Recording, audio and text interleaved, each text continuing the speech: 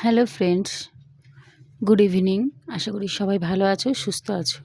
আমিও ভালো আছি, আগের থেকে একটু বেটার আছি।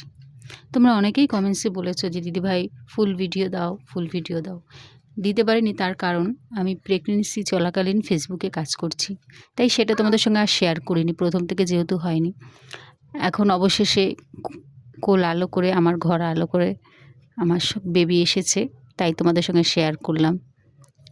বেবির ফেস আমি এখন দেখাইনি, সবে তো ছোট, আর কদিন যাক, তারপর তোমাদের সঙ্গে পুরোটাই সব কিছুই শেয়ার করব। তারপরে এখন তো বেবি ছোট, সবসময় ভিডিও দিতে পারছি না। তোমাদের বন্ধু, ছোট বন্ধু অনু, ও ভিডিও দেয়, দেখো তোমরা, সাপোর্ট করো, সবাই সবার পাশে থেকো।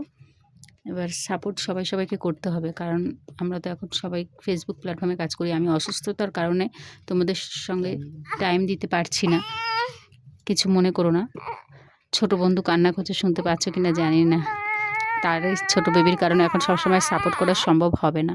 তোমরা সবাই পাশে থেকো, ভালোবাসা দিও, আর আমি সবসময় সবার পাশে আছি।